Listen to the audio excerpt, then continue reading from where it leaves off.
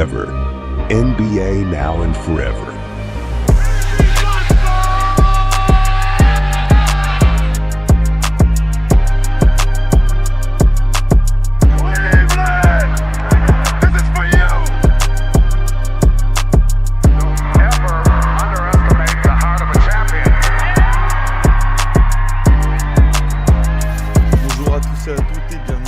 Épisode de Forever Team Duncast pour vous servir. Épisode classique cette semaine avec le père distant Vladimir. Ouais, bonjour. Et l'incroyable Mapenda, un fan d'un petit joueur du nom de Kevin Durant. Salut les gars, heureux de vous retrouver pour la nouvelle saison, c'est ma première, donc content d'être avec vous.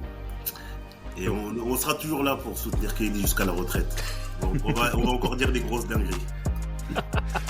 Ah bah les grosses dingueries, tu m'étonnes parce que là on fait dans l'originalité, hein. Petite session conclusion hâtive. Bah normal, hein. On a 2 semaines de compétition, fallait bien s'y mettre, hein. Ah ouais. À un moment donné. Voilà, donc on est parti. Donc principe des conclusions hâtives, c'est au bout de 2 semaines, hein, on fait comme si la saison NBA s'était arrêtée maintenant. Donc on sort nos conclusions et puis on verra ce que ça peut donner par la suite, hein, si nos conclusions ont été plutôt prédictives, on va dire, ou si elles ont été juste catastrophiques, hein. Moi, je mets une piécette quand même pour la deuxième option, mais il y a quand même moyen de bien rigoler. Non, pas Quentin ? Non. Non. Tranquille. Bah, dans ce cas, tu veux commencer par ta première conclusion ? Eh bah, tu sais quoi, j'en ai une bonne. J'en ai une très très bonne. Ça concerne un joueur de l'incroyable équipe des Pels. Hein, qui est actuellement en 0-6. Ouais. Bah, Trey Murphy, en fait, c'était juste un vieux pétard mouillé l'année dernière. Non, mais attends. Ah, vas-y, explique, vas-y, développe un peu. Pour expliquer, l'année dernière, les Pels, ils puaient la merde, comme d'hab.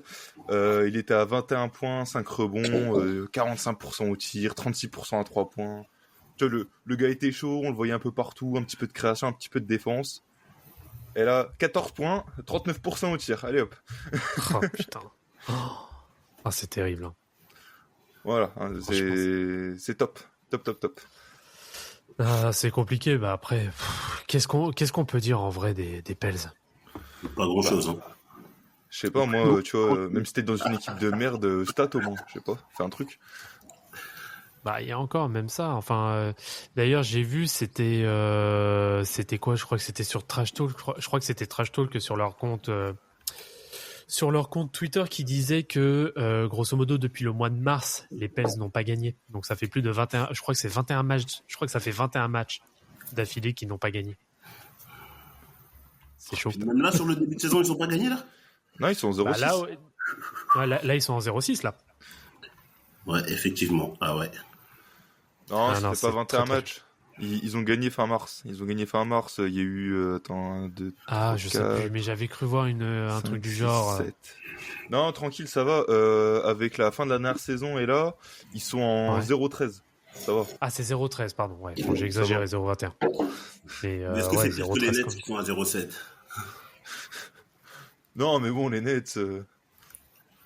Tu vois, les Nets, encore, il y a des excuses. Les Nets, ouais, là, tu casses complètement l'équipe, quoi. Oui, c'est vrai. Mais quand même, c'est quand même un contexte différent. Quand même.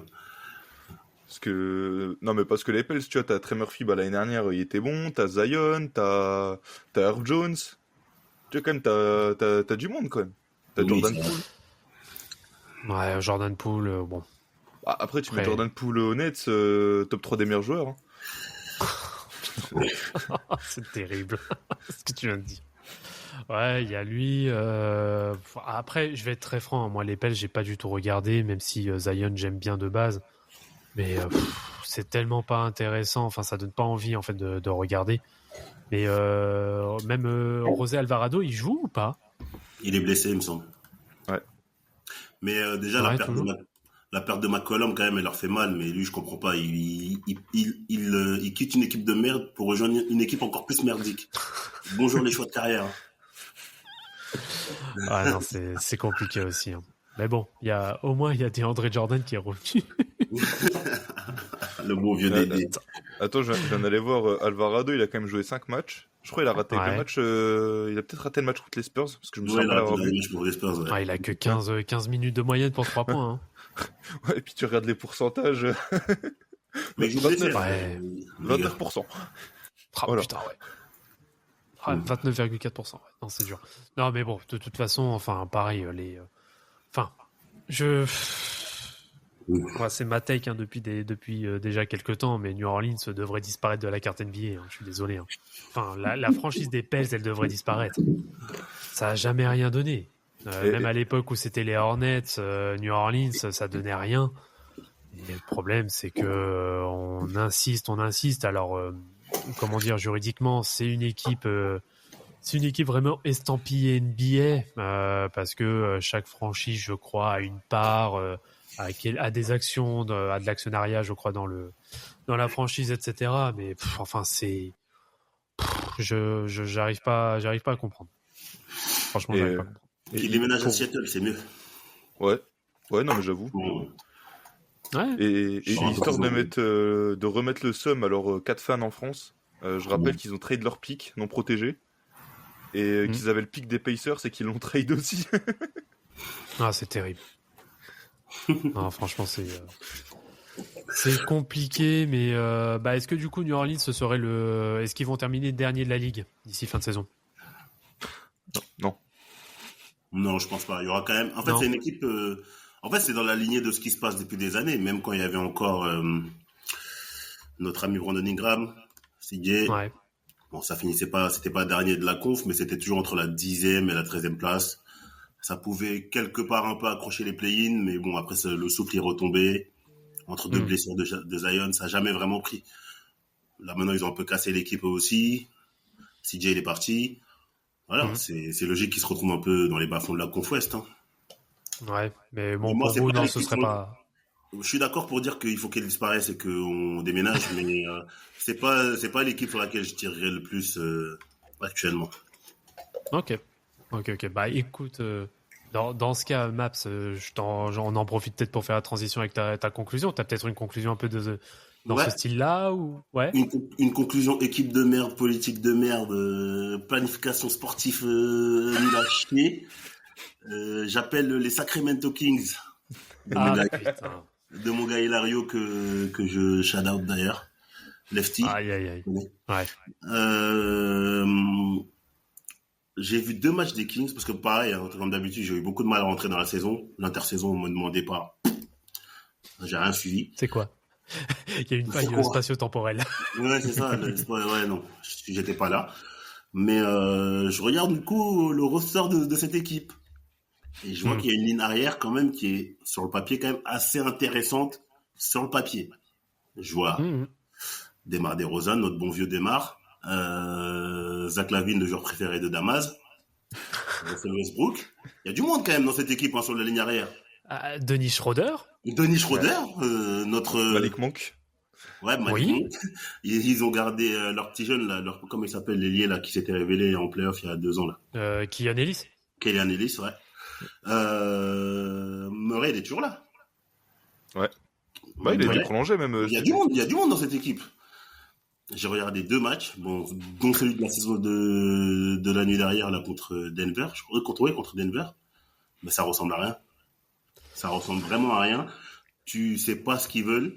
Il y a 2 ans, tu te retrouves en playoff avec une bonne série contre les Warriors, avec un axe 1-5 avec Fox et Sabonis qui était archi intéressant. T'avais Kegan, il y avait des joueurs autour pour te retrouver 1 an et demi, 2 ans après dans cette configuration où tu sais pas à qui donner le ballon. Une ligne arrière où il y a des joueurs voilà qui ont des bons stats, une bonne carrière et tout statistiquement. Mais c'est quoi le projet? À bientôt presque 10 matchs, t'es à 2-5. Qu'est-ce qu'on fait de cette franchise de merde qui, je me rappelle, n'a pas été en playoff depuis 2002, avant 2022 ou 2023. Donc, qu'est-ce qu'on fait en fait, les gars? Qu'est-ce qu'on fait? Et donc, pour conclure, ma take, c'est Kings, ça dépasse pas les 25 victoires. Ça dépasse pas les 30 victoires, maximum. 30 victoires max? Ouais, 30 et encore 30 victoires, c'est vraiment la moyenne haute que je vois pour eux. Tu sais quoi, je te rejoins sur un truc. Je pense que l'équipe, elle pète à la deadline, là, en fait. Bah, Sabonis, il va aller je sais pas où. Mais tu vois, je mais sais même pas encore, qui mais va trade pour lui. pour récupérer quoi? Pour récupérer qui? Qui va remettre encore un trade là sur Lavigne? Qui? Bah, Lavine, je pense qu'il bouge pas. Par contre, Sabonis, je pense qu'il va bouger. Ouais, Ouais, c'est même je mieux pour pense- lui. Ouais. Ouais. Je pense que le premier qui bouge, c'est Sabonis aussi. Oui. Et tu sais quoi? Et juste parce que j'aime ça, Dennis Schroeder, il va encore bouger. Ouais, bah ça malheureusement, bah ça fait à la fois son défaut et son avantage, c'est que c'est quand même une très bonne monnaie d'échange et ça reste quand même quelqu'un qui, peu importe dans l'équipe dans laquelle il va quand même performer, que ce soit une équipe de fond de tableau, une équipe qui essaye de jouer un minimum quelque chose. Donc malheureusement il a un peu la place du con. Moi, si je suis le GM des Rockets, il faudrait que je passe des coups de fil vers là-bas parce qu'il y a quand même du meneur à récupérer là-bas. Là. Schroeder, vu l'état actuel du roster des Rockets, ça me semble pas. Je sais pas après ce qu'ils ont à offrir, mais je pense qu'il a pas un très gros salaire. Non. Moi, si je suis GM des Rockets, j'irai voir un peu ce qui se passe là-bas côté Kings, parce qu'il y a pas de meneur chez les Rockets et il y a pas non plus à part Shepard, il y a pas vraiment de poste 2 scoreur, tu vois. Amir Thompson en poste 2, ça va 2 secondes, tu vois. Ouais, puis je sais pas, Ouais, en non, plus, t'es mal à la gueule de la défense. Ouais, c'est ça en fait. Le truc, c'est que déjà de 1 sur toute la traction arrière, t'as que des bouffeurs de ballon. DeMar DeRozan, Zach LaVine, Dennis Schroeder, Russell Westbrook, Malik Monk aussi qui aime bien avoir le ballon en main. Qui aime bien shooter. Waouh, ça fait mal au crâne. Hein. Je sais pas comment ils arrivent à se démerder. Enfin, de toute façon, ils n'arrivent pas à se démerder. Donc forcément, il va y avoir, je pense, d'ici la trade deadline, il va y avoir au moins un joueur, si c'est même peut-être pas 2, qui vont bouger, ou en tout cas où il y aura des tentatives de transfert à faire. Et ce serait pas étonnant que Dennis Schroeder soit dans l'équation, pour le coup, comme tu l'as très bien dit, Quentin. Mais on se rend bien compte que Domantas Sabonis, alors certes, il est toujours meilleur rebondeur de la ligue pour le moment avec plus de 14 prises, mais à côté, il a plus le rendement qu'on lui demandait, ne serait-ce qu'offensivement. Alors après, c'est à la fois de sa faute, mais en même temps pas de sa faute non plus, parce que il est tributaire aussi du bouffage de ballon que la traction arrière monopolise. Donc parce que pourtant il est sur des bons pourcentages, il est à 50% au tir, mais le truc c'est que le mec il prend que 11 tirs. Donc malheureusement pour être plus performant que ça, ça reste léger quoi. Donc à voir ce que ça va donner, mais bon, j'espère pour eux que ça va bouger quand même assez rapidement, de sorte à ce qu'il puisse y avoir quand même un équilibre, ne serait-ce que déjà à l'intérieur, parce qu'à l'intérieur, Drew Banks ou Dario Saric, c'est là que je comprends pas, notamment que Maxime Reynaud ne joue pas en fait. Et Drew Eubanks, franchement, je pense qu'on peut le dire, c'est peut-être le pire pivot actuellement NBA. C'est compliqué, Eubanks. Il pue sa mère, voilà. Voilà, ça c'est dit. Tu vois, au moins, tu vois, j'aime bien déverser ma haine sur Zach Collins. Zach Collins, au moins, il a un peu de toucher, tu vois, il a du ballon. Ouais. Drew Eubanks, il a... Eubanks, c'est très compliqué. Il a rien, le frérot, il a sa taille, c'est tout. Ouais. Non, c'est dur. C'est dur. Bon, autre chose à dire sur les Kings? Like the beam ou le beam il est en berne là? Ouais, je tombé là, c'est compliqué côté Kings, franchement. Je leur souhaite bien du courage. Pour la santé mentale de Laurent de Papa Divac, j'espère que la franchise meurt. Oh putain. Après, tu vois, contrairement aux Pels, les Kings, même s'ils vont pas en playoff, il y a toujours je sais pas, ils ont un petit côté quand même. Je pense déjà leur fanbase est beaucoup plus grande, même en France. Ouais. Mais tu sais, c'est une franchise où on a toujours envie de savoir ce qui s'y passe. Les Pels, nous-mêmes on sait pas ce qui s'y passe, tu vois, donc. Il y a quand même un peu d'affection pour cette franchise en fait.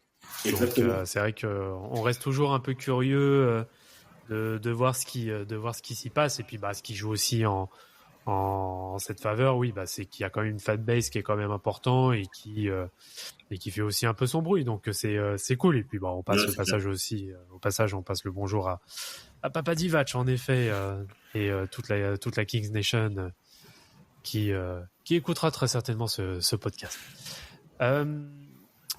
On va peut-être aller un peu dans les hauts du classement, messieurs. Je vais résumer ma conclusion hâtive en une phrase. Les Sixers jouent le titre. Quelle surprise! Ah bah, par contre, c'est peut-être la sensation du début de saison hein, pour le coup.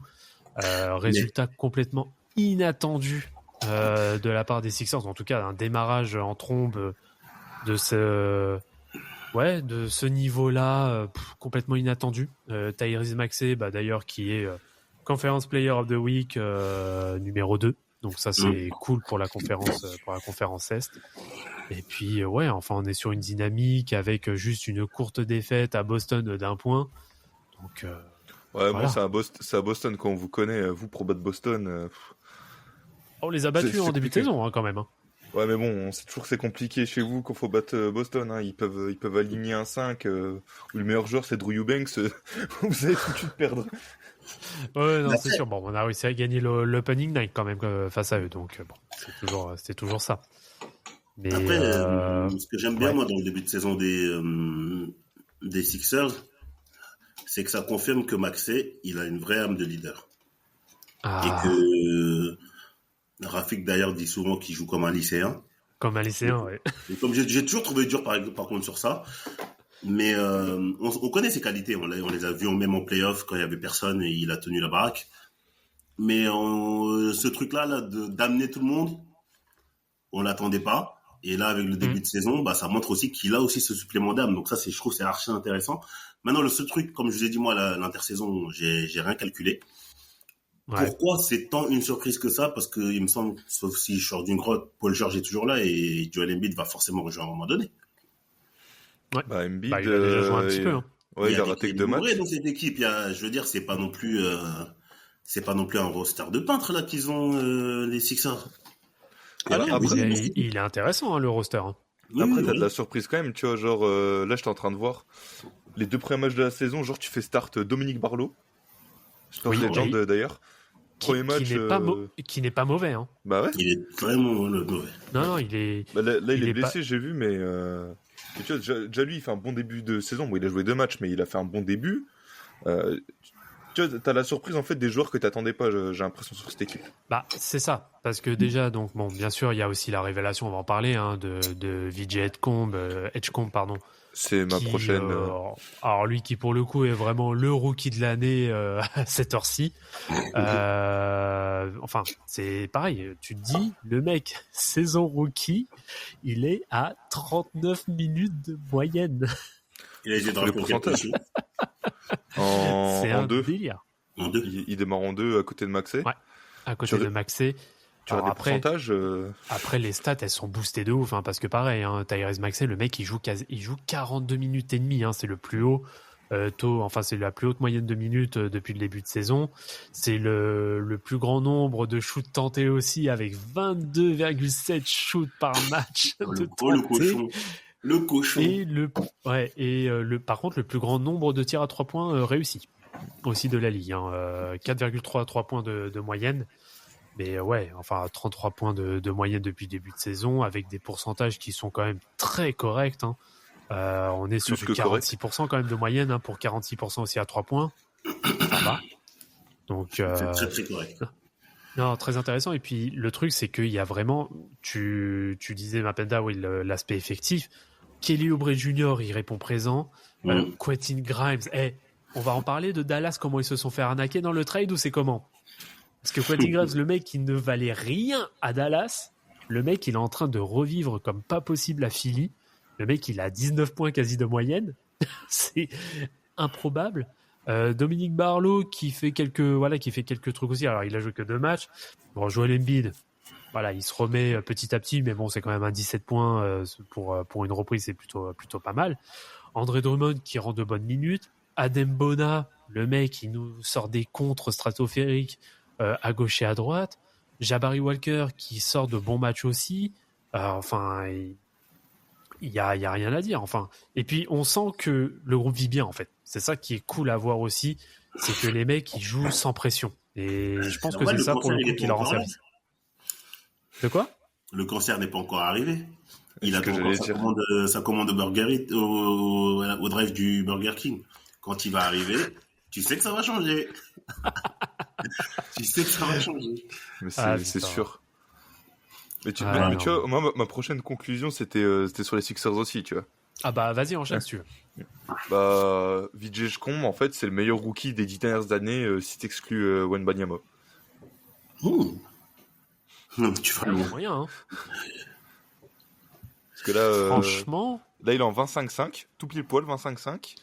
49% au tir, t'es rookie. 42% à 3 points, t'es rookie. ouais. Et Dieu sait qu'à la fac, c'était pas son point fort, hein, le tir à Il a 3. été drafté en quelle position, lui?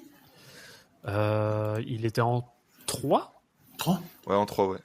Ouais, c'est ça, hein, ouais, en 3, ouais. On l'a eu en 3, ouais, c'est ça. Donc, bah, ça reste quand même un gros style, hein, pour le moment, parce qu'il était Après, clairement pas... Les Sixers, Après, quand même, ils Steve. draftent toujours bien, j'ai l'impression. On peut pas leur reprocher ça, tu vois. Ouais, c'est vrai que c'est vrai que Philly en termes de draft, ça va, c'est pas trop mal. Alors après, il y a eu quand même quelques busts, hein, mais Oui. bon, ça reste pas trop dégueu par rapport à d'autres. Tu penses à Markel Fultz. Bah, Même pas. c'est un Fultz, buzz. moi, je pensais plutôt à, comment il s'appelle l'intérieur, là, qui avait des bons moves post-bas. Nerlens Noël.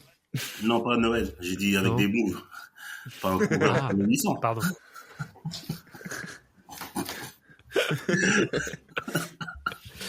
Non, moi je pensais merde. Comment il s'appelle il y a je sais plus. Mais je pensais à un autre rookie Mais qui a si, été l'intérieur, là, qui a avec pas- un gros popotin, là, très intéressant, peu de haut panier. qui a pas été ouf. Là. Je sais plus. Non, ça va revenir. Je sais plus, mais vas-y. Donc, c'était Jared Springer. Non. Non, mais ça va revenir, ça va me revenir. Mais enchaîne, vas-y. Ok. Ouais. Donc meilleur rookie depuis 10 ans. Bon, en vrai, ça se discute, Hors hein. Wemby. Ça se discute, en vrai. Bah, franchement, ouais, c'est vrai qu'il faudrait regarder là comme ça les. Il y a Paris, Doncic, allez. Bah, il y a Doncic, bah il y a quand même Ja Morant, je Ouais. crois, qui est pas mal aussi hein, sur sa première saison. Hein.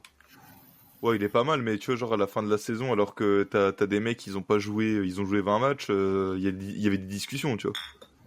Ouais, je comprends. Non, je comprends. Mais ouais, c'est peut-être ouais, ça. En tout cas, ouais, ça stat. En tout cas, après, s'il y a d'autres noms qui vous viennent entre temps, Je pensais avoir c'était été aussi performant. le mec dont on parlait, c'était Jail Okafor. Oh purée. Oh C'est à lui que je pense. Jalil Okafor, j'avais complètement zappé. Hmm. Ah ouais, non, c'est dur. Alors, pour moi, il y a qu'un seul Okafor et c'est pas lui. Hein. pour moi, il Ouais, n'existe non. pas, Jail Okafor. Bah, sinon, il y avait Kostas Antetokounmpo aussi qu'on a drafté. Si ça vous intéresse. Ouais, non, mais c'est vrai que, bon, à voir, ouais. C'est vrai que, en tout cas, ouais, à réfléchir, mais comme ça, d'un premier abord, ouais, c'est vrai que ça peut être cohérent de dire que c'est peut-être le meilleur rookie, en effet, bah, depuis Wemby, ouais. Enfin, hors Wemby, je veux dire, depuis 10 ans. Ça peut être intéressant. Mais tu t'arrêtes sur quoi pour dire ça? clairement Juste sur les stats à l'instant T? Ouais, Ouais, sur juste ça, là, puis- oui. Ok, ouais.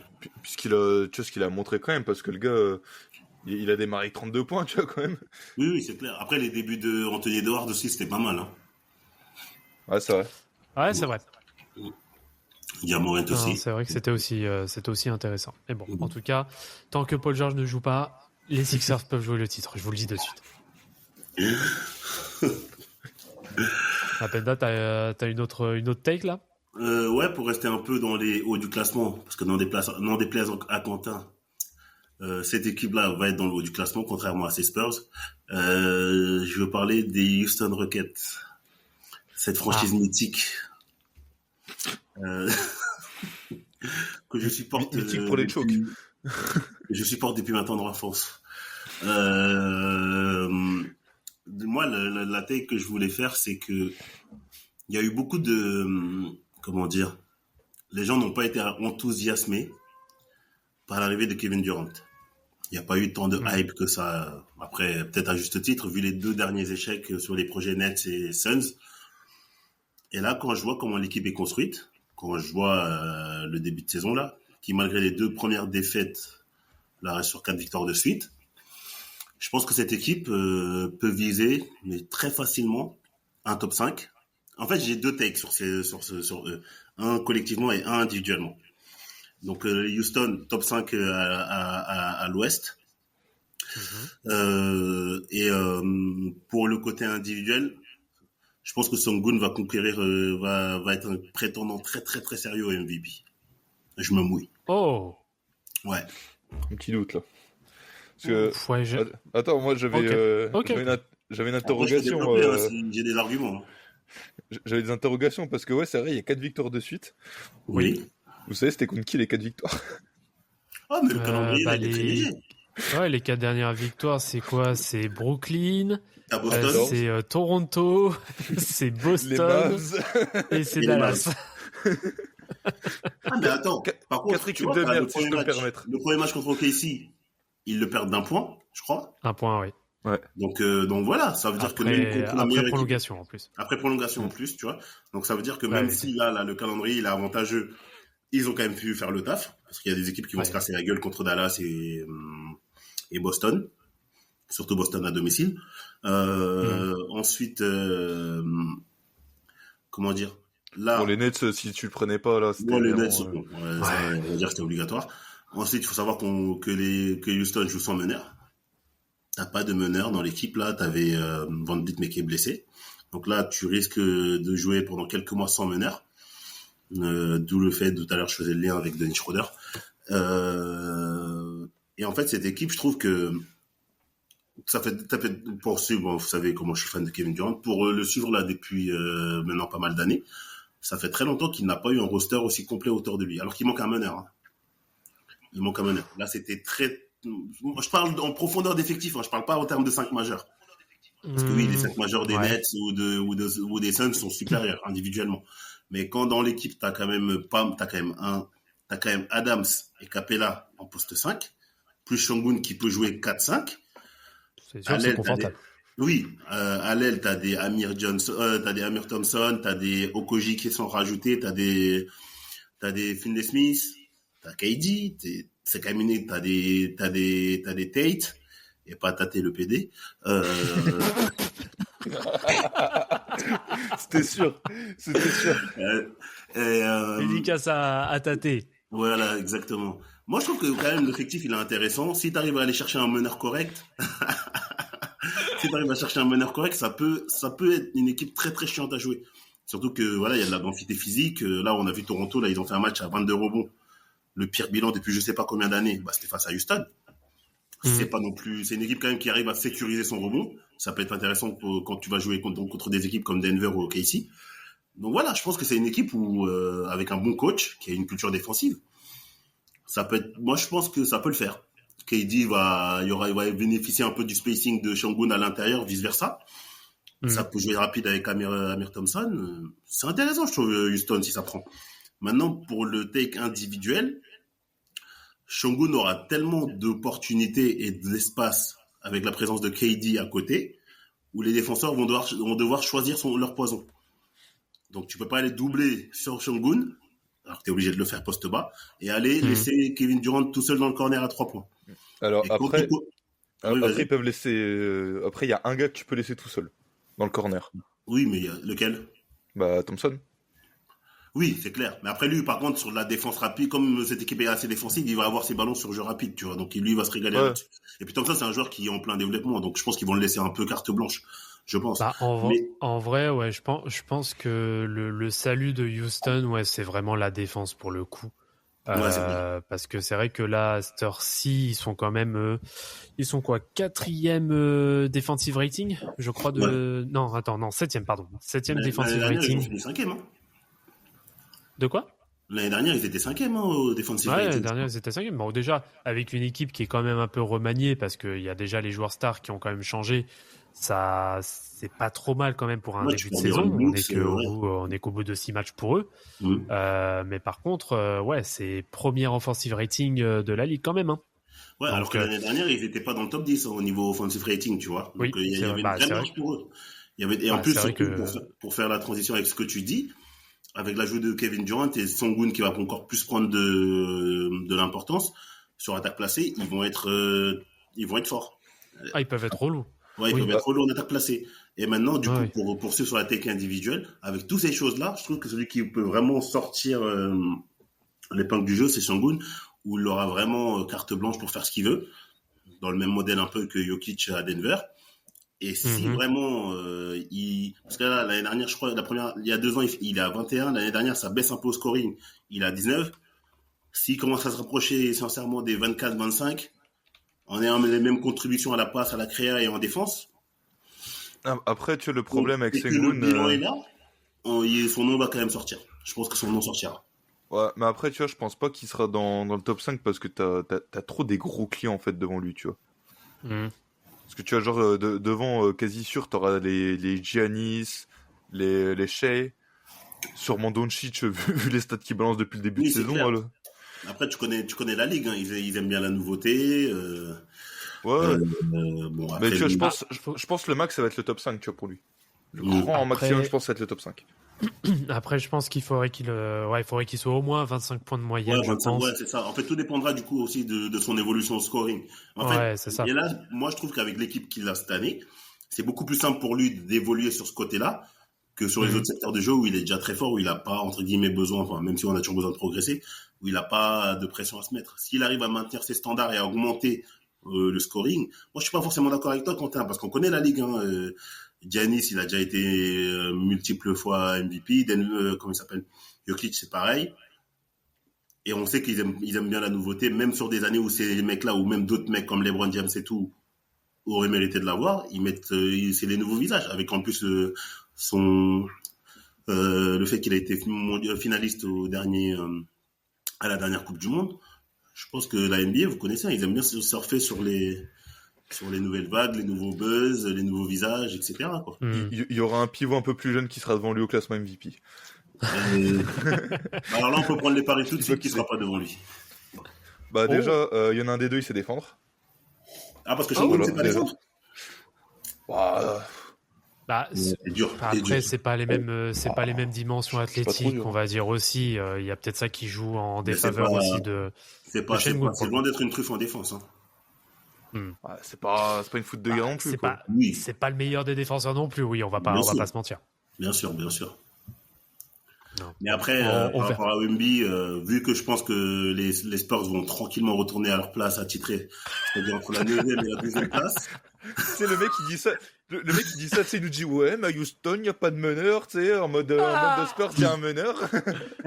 Ah bah pour le coup, il fait bien vos affaires le meneur là. Hein. Qui ça, le mec qui perd 6 ballons par match? Oui, tout à fait. Bah au moins lui il peut dire, c'est pas moi qui fous la merde à Sacramento. C'est pas moi. Ah, tu parles de Fox?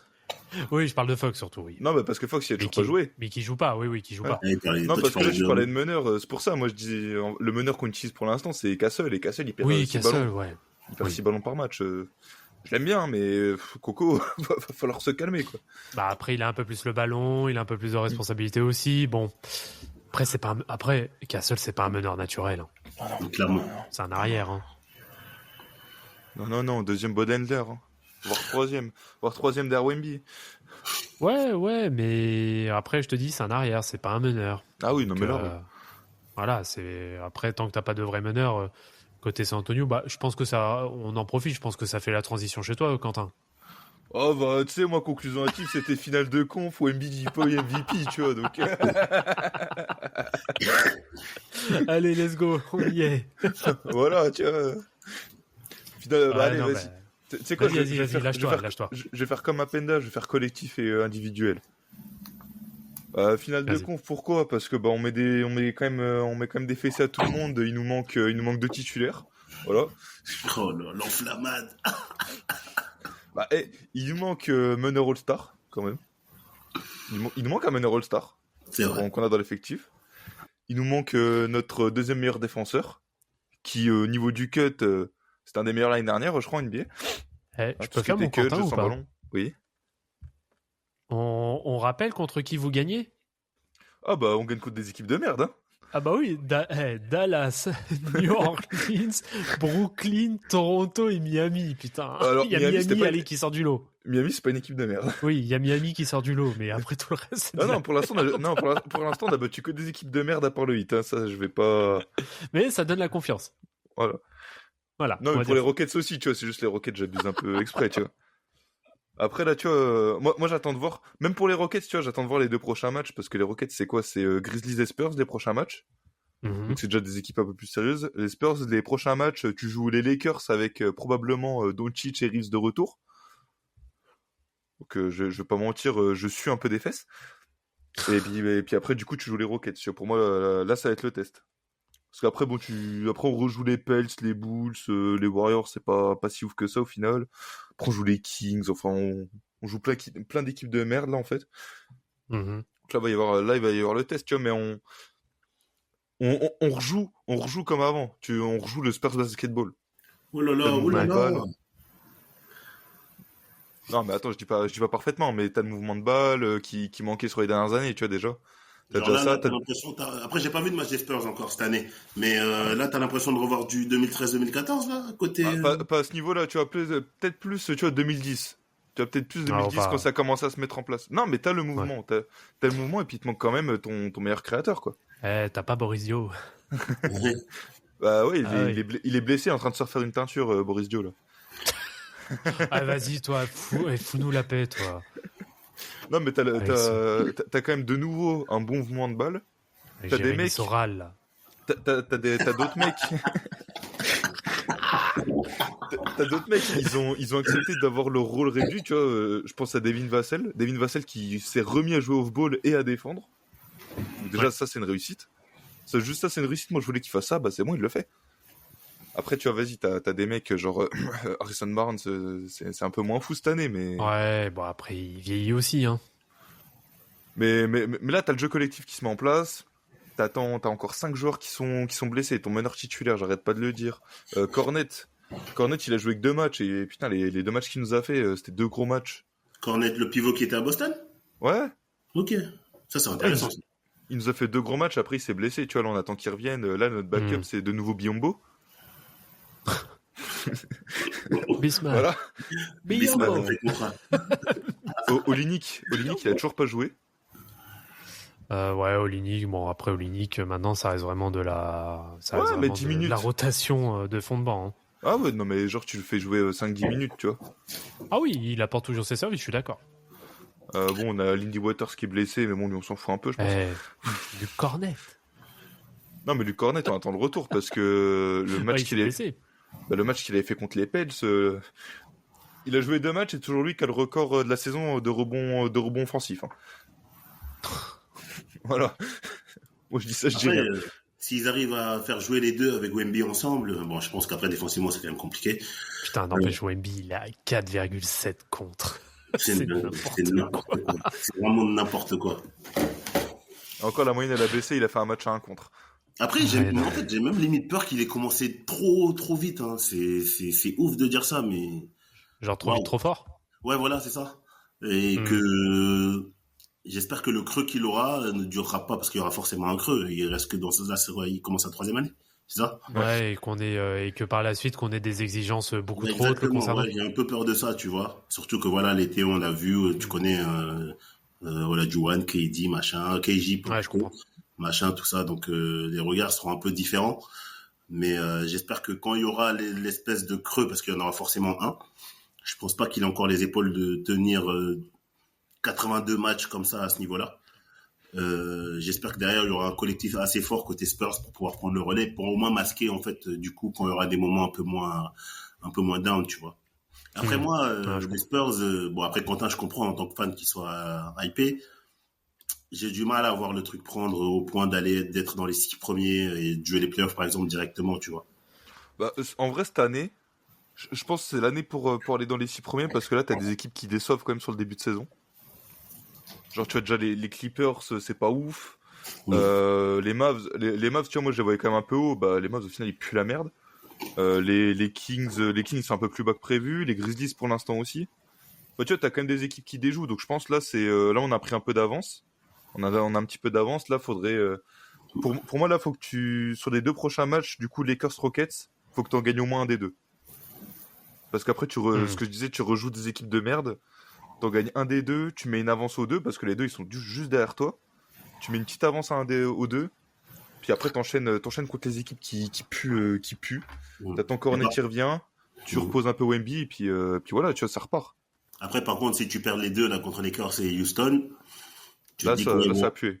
Ouais, pas pué, mais tu te dis que forcément, voilà, l'enthousiasme que tu pouvais avoir sur le début de saison. Après, tu vois, je vais me dire, ça dépend si les blessés sont revenus. Je crois que Fox, il est pas sur l'injury report, donc il va peut-être revenir contre les Lakers. Ce sera du game time decision, ouais. Même pas. Il est même plus sur. Il était en game time decision contre Phoenix là. Okay. Et là, il est même plus sur l'injury report. Ok, donc il devrait peut-être revenir alors. Après, le truc qui est chiant, c'est t'as Dylan Harper qui faisait un très beau début de saison qui vient de se péter aussi, quoi. Ouais.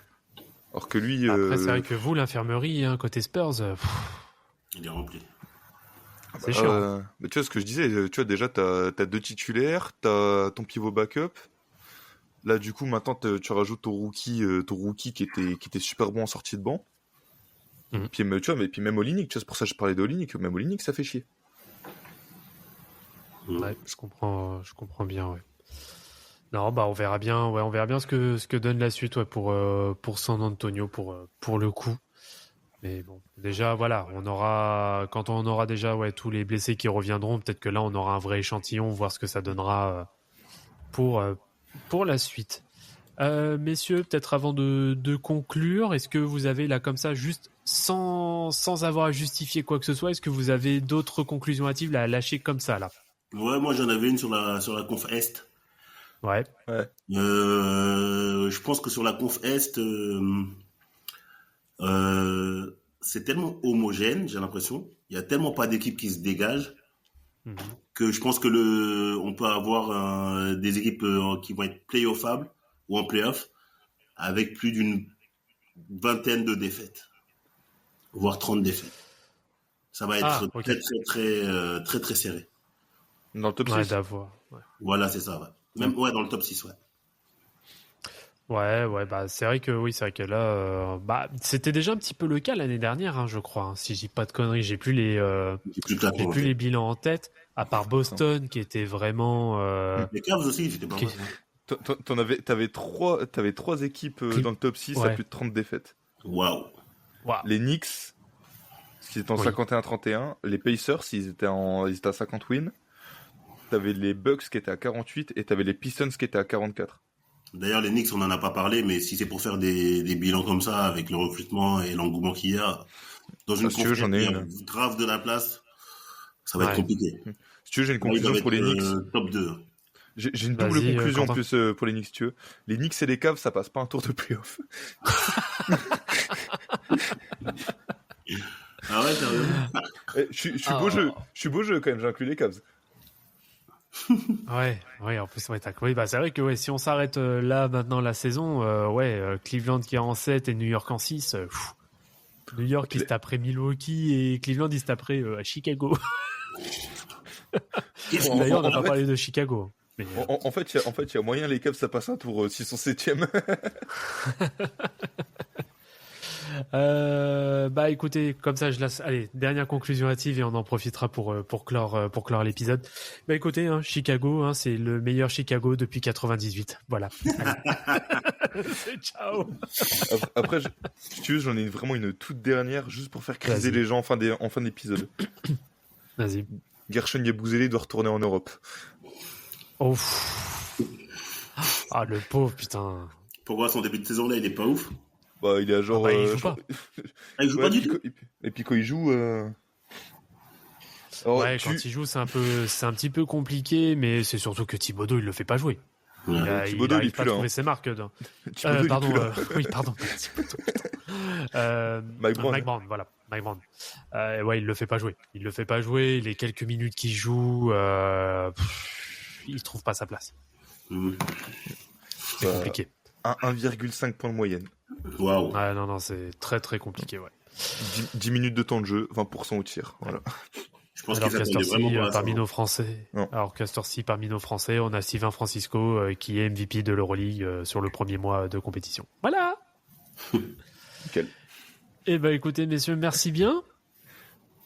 On se dit à la semaine prochaine, du coup. Bah ouais.